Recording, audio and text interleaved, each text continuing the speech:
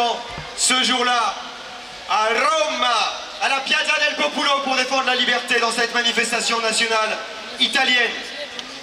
Vous vous doutez peut-être de qui il s'agit. Il est avocat. Il est spécialisé dans un certain nombre de sujets, notamment les questions liées à la santé. C'est un homme de courage, très humble, mais qui mérite ô combien d'être écouté et ô combien d'être acclamé. Il s'agit de Fabrice Divisio.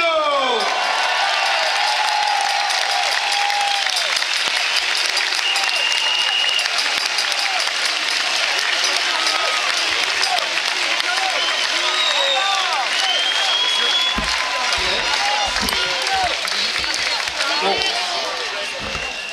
Alors, on va recommencer ça. On va tout recommencer, d'accord? Mais, à la place de m'applaudir, je voudrais à tout rompre que vous applaudissiez. C'est extrêmement important que vous applaudissiez.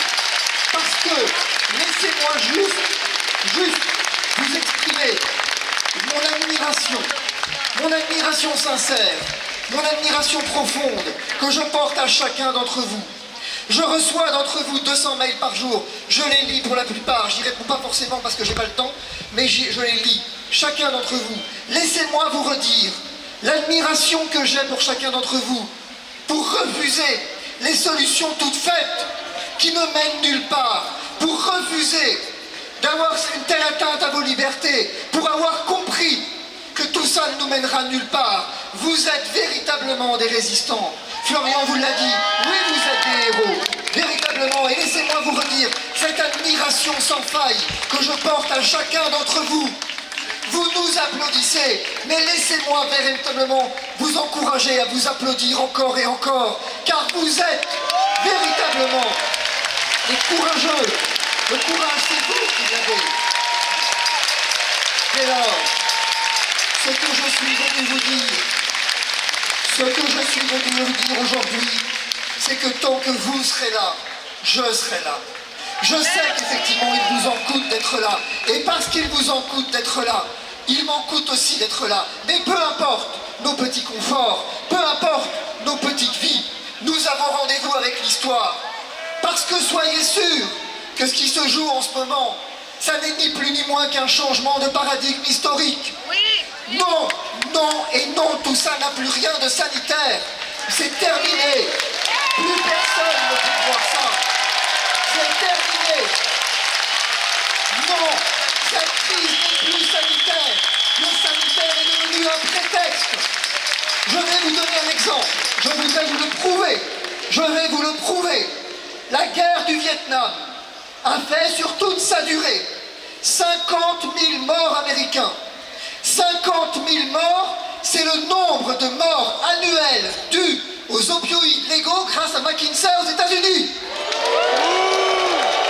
Donc, on nous demande de faire confiance à McKinsey, payer 2 millions d'euros par mois pour diriger une campagne de vaccination alors qu'ils ont un passif aux États-Unis sur une autre crise sanitaire. À quel moment on arrête de se foutre de nous? Parce que c'est ça la seule et unique question, c'est est-ce qu'on va continuer à accepter longtemps qu'on se foute de nous? Rien d'autre. Ensuite, aujourd'hui, l'un des responsables de la campagne de vaccination anglaise de Oxford, qui est à l'origine de la campagne AstraZeneca, est venu dire que la vaccination de masse risquait de créer des mutants beaucoup plus résistants au virus et qu'il fallait arrêter avec la vaccination de masse. Tout le monde arrête, sauf Emmanuel Macron. Ça devient insupportable. Avez-vous vu ce qui se passe en Israël? En Israël, on vous a parlé de 3e dose pour les plus fragiles. Et puis finalement, c'est pour les plus de 50 ans. Et puis finalement, c'est pour les soignants de plus de 30 ans. Et les médias continuent de vous dire la 3e dose est encourageante. À quel moment on va décider à sortir de la crise? On nous dit qu'on veut entretenir la crise alors que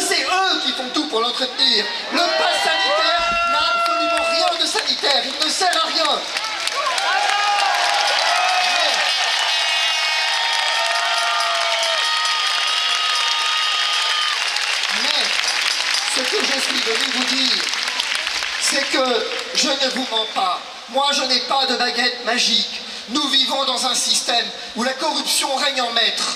Nous vivons dans un système où la corruption de l'âme règne en maître. Nous avons des institutions qui ne jouent plus leur rôle.